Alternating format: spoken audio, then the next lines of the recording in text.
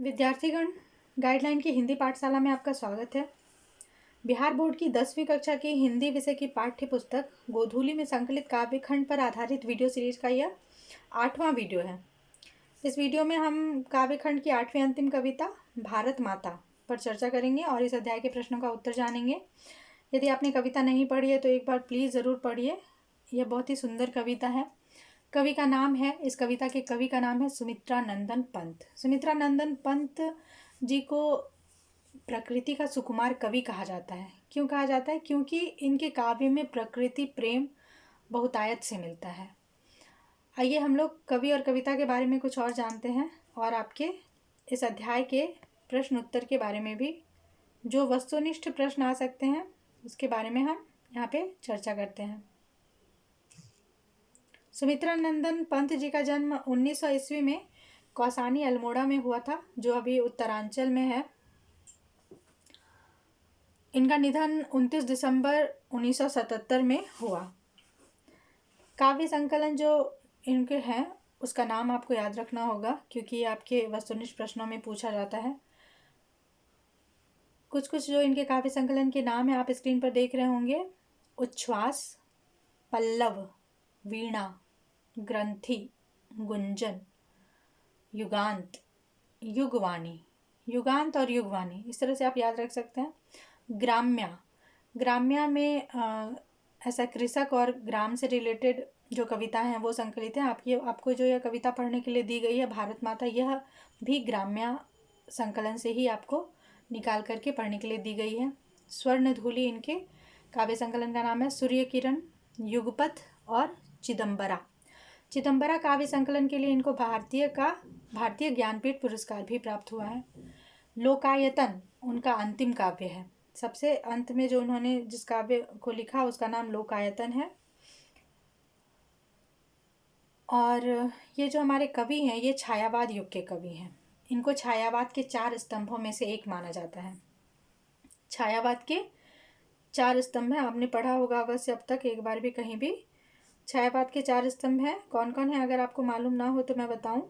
जयशंकर प्रसाद, महादेवी वर्मा, सूर्यकांत त्रिपाठी निराला और सुमित्रा नंदन पंत, ये सभी छायावाद के कवि हैं और इनको 4 स्तंभ माना जाता है, इन चारों कवियों को।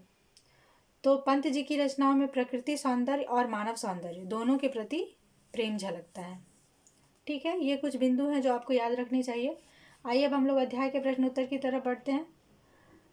पहला प्रश्न जो आपको पूछा गया है आपके पाठ में, कविता के प्रथम अनुच्छेद में कवि भारत माता का कैसा चित्र प्रस्तुत करता है? इसका उत्तर आप इस तरह से लिखिए। अगर आपने प्रथम अनुच्छेद पढ़ा हो, खेतों में फैला है श्यामल धूल भरा मैला सा आंचल, गंगा यमुना में आंसू-जल मिट्टी की प्रतिमा उदासिनी। इसी अनुच्छेद को आपको यहाँ शब्दों में सजाकर लिखना है कि कविता के प्रथम अनुच्छेद में कवि भारत माता को मिट्टी की प्रतिमा बताता है, जिसका मैला आंचल खेतों में मिट्टी के रूप में फैला हुआ है और उसके आंसू गंगा और यमुना जैसी नदियों में जल के रूप में बह रहे हैं। ठीक है, ये आपके पहले प्रश्न का उत्तर है। दूसरा प्रश्न है, भारत माता अपने ही घर में प्रवासिनी क्यों बनी हुई है? इसका एक साधारण उत्तर है, स्पष्ट उत्तर है कि कवि ने उस समय का वर्णन किया है जब भारत में अंग्रेजों का राज्य था। इसी तथ्य को दर्शाने के लिए कवि ने भारत माता को अपने ही घर में प्रवासिनी बताया है। ठीक है, तीसरा प्रश्न देखिए। तीसरा प्रश्न है, कविता में कवि भारतवासियों का कैसा चित्र खींचता है? उत्तर है कि कविता में कवि भारतवासियों की दुर्दशा का चित्र खींचते हुए कहते हैं कि भारत के निवासियों के पास रोटी, कपड़ा और मकान नहीं है। ठीक है, यही कवि कहना चाहते हैं। 30 कोटि संतान नग्न तन, अर्धक्षुधित शोषित निरस्त्र जन, मूढ़ असभ्य अशिक्षित निर्धन, नतमस्तक तरुतल निवासिनी। मतलब भारत के निवासी जो हैं वो पेड़ के नीचे निवास करने वाले लोगों की जैसी स्थिति होती है वैसी ही उनकी स्थिति है। उनके पास रोटी, कपड़ा, मकान नहीं है। वे अपने शोषण के विरुद्ध आवाज़ नहीं उठा सकते क्योंकि उनके पास कोई अस्त्र नहीं है। इसके अलावा वे असभ्य और अशिक्षित भी हैं। ये भारतवासियों की दुर्दशा का चित्र कवि ने खींचा है। ठीक है, प्रश्न संख्या 4 देखिए। प्रश्न संख्या 4 में आपसे पूछा जा रहा है कि भारत माता का हास भी राहु ग्रसित क्यों दिखाई पड़ता है? हास का मतलब हंसी। ठीक है, तो कवि के अनुसार भारत माता का हास या हंसी राहु ग्रसित है। यह अगर आपने कविता को पढ़ा है तो देखिए वहाँ पर लिखा हुआ है, स्वर्ण सस्य पर पदतल लुंठित, धरती सा सहिष्णु मन कुंठित, क्रंदन कंपित अधर मौन स्मित, राहु ग्रसित सरदेंदु हासिनी। इसी काव्यांश को आपको शब्दों में सजाकर उत्तर इसका बनाना है। इस प्रश्न का उत्तर इस तरह से लिखिए कि कवि कहता है कि भारत माता के खेतों में उत्तम फसल है, परंतु यह फसल उसके निवासियों के लिए नहीं बल्कि दूसरों अर्थात अंग्रेजों के उपयोग में आती है। स्वर्ण सस्य पर पद तल, दूसरे के पद के तले लुंठित, मतलब बहुत ही मसला हुआ, ऐसा बोल सकते हैं। ठीक है। धरती जैसी सहन सकती है, किंतु अपनी दुर्दशा के कारण अब उसका मन दुख से भर गया है, इसलिए भारत माता के हास या हंसी में भी रोना छिपा हुआ है।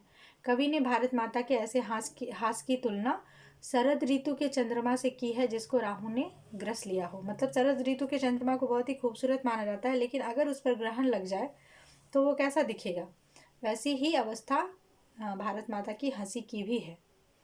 ठीक है, आइए हम लोग अगले प्रश्न की तरफ बढ़ते हैं। प्रश्न संख्या 5, कवि भारत माता को गीता प्रकाशिनी मानकर भी ज्ञान मूढ़ क्यों कहता है।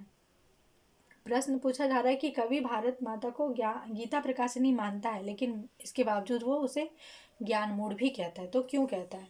इसका उत्तर देखिए, इस तरह से लिख सकते हैं, कवि भारत माता को ज्ञान मूढ़ इसलिए कहता है क्योंकि भले ही भारत ने विश्व को गीता का ज्ञान दिया है, लेकिन आज इस परतंत्र अवस्था में, मतलब जब अंग्रेजों का राज था तब की बात हो रही है, तो लेकिन आज इस परतंत्र अवस्था में उसके ज्ञान का प्रकाश चारों ओर फैले हुए अंधकार को नष्ट करने में असफल हो रहा है। यह इस प्रश्न का एक उचित और उपयुक्त उत्तर है। अगला प्रश्न देखिए, प्रश्न संख्या 6, कवि की दृष्टि में आज भारत माता का तप संयम क्यों सफल है। तो इसके लिए भी आप कविता का सबसे अंतिम अनुच्छेद पढ़ सकते हैं। सफल आज उसका तप संयम, पिला अहिंसा स्तन्य सुधोपम, हरती जनमन भय भवतम भ्रम, जग जननी जीवन विकासिनी। इसी अनुच्छेद के संदेश को आप यहाँ उत्तर के रूप में लिख सकते हैं कि कवि की दृष्टि में भारत माता का तप संयम इसलिए सफल है क्योंकि वह अहिंसा का संदेश देकर जनता के मन से भय और भ्रम का नाश करती है। ठीक है, अगले प्रश्न की तरफ बढ़ते हैं। आपको व्याख्या करनी है, 100 शब्द सीमा है लगभग। काव्यांश देखिए, काव्यांश है, स्वर्ण सस्य पर पदतल लुंठित, धरती सा सहिष्णु मन कुंठित। हम इस पर अभी चर्चा कर चुके हैं, बस यही इस पिछले प्रश्न का एक उत्तर जो आप को मिला है उसको आप यहाँ पर व्याख्या में लिख सकते हैं। ठीक है, तो पहले हम लोग पूरा समझते हैं। प्रसंग, संदर्भ और व्याख्या में आपको अपना पूरा उत्तर लिखना है। प्रसंग में लिखिए कि प्रस्तुत पंक्तियाँ सुमित्रा नंदन पंत द्वारा रचित कविता भारत माता से ली गई हैं, जो हमारी पाठ्यपुस्तक गोधूली में संकलित है। संदर्भ लिखिए कि कविता में कवि ने भारत माता की दुर्दशा का चित्रण किया है। प्रस्तुत काव्यांश इसी संदर्भ में है। व्याख्या करिए, व्याख्या में आपको लिखना है कि प्रस्तुत पंक्तियों में कवि कहता है कि भारत माता के खेतों में उत्तम फसल है, परंतु यह उसके निवासियों के लिए नहीं है बल्कि दूसरों अर्थात अंग्रेजों के उपयोग में आती है। धरती जैसी सहन सकती है, लेकिन अपनी दुर्दशा के कारण उसका मन अब दुख से भर गया है, इसलिए भारत माता की हंसी में भी रोना छिपा हुआ है। यह आप इसकी एक स्पष्ट व्याख्या इस तरह से इस काव्यांश की कर सकते हैं। अगला काव्यांश देखिए जिसकी आपको व्याख्या करनी है। चिंतित भ्रिकुटी क्षितिज तिमिरांकित, नमित नयन नभ बाष्पाच्छादित। ठीक है, प्रसंग और संदर्भ आपको इस तरह से ही लिखना है। कहाँ से कविता ली गई है, सुमित्रा नंदन पंत द्वारा रचित कविता भारत माता से ली गई है, जो हमारी पाठ्यपुस्तक गोधूली में संकलित है। संदर्भ आपको लिखना है कि कवि ने भारत माता की दुर्दशा का चित्रण किया है और काव्यांश इसी संदर्भ में है। व्याख्या करिए, व्याख्या में आप पंक्तियों को अर्थ सहित विस्तार पूर्वक लिखिए। तो कैसे लिखना है आपको कि प्रस्तुत पंक्तियों में भारत माता और उसके चारों तरफ के परिवेश का वर्णन करते हुए कवि कहता है कि भारत माता के चेहरे पर चिंता है क्योंकि उसके चारों ओर अंधकार नजर आ रहा है। उसके नयन झुके हुए हैं क्योंकि आकाश भी बादलों से भरा हुआ है। नमित नयन झुके हुए हैं और नभ वाष्पाच्छादित है। बादलों से भरा हुआ आकाश कभी कभी मनुष्य के जीवन में ऊर्जा का भी संचार करता है और कभी कभी भय का भी संचार करता है। यह निर्भर करता है कि आपकी मनस्थिति कैसी है। तो चूंकि भारत माता पहले से ही परेशान है, वो अंग्रेजों के राज से दुखी हैं, तो इसलिए ये जो बादलों से भरा हुआ आकाश है व आच्छादित नभ है, यह उनके लिए अच्छा संकेत नहीं देता है। ठीक है, ये इस अध्याय के आपके सभी प्रश्नों के उत्तर हैं। मुझे उम्मीद है कि आपको प्रश्नों के उत्तर समझ में आ गए होंगे। यदि आपको कोई प्रश्न पूछना है तो प्लीज़ कमेंट बॉक्स में पूछिए और वीडियो को प्लीज़ लाइक कीजिए ताकि हमें पता चले कि आपको वीडियो पसंद आया, और अपने दोस्तों के साथ भी शेयर कीजिए, सब्सक्राइब कीजिए चैनल को, और आपकी परीक्षाओं के लिए आपको ढेर सारी शुभकामनाएं। अपनी तैयारी में लगे रहिए। वीडियो को अंत तक देखने के लिए आप सबका बहुत बहुत धन्यवाद।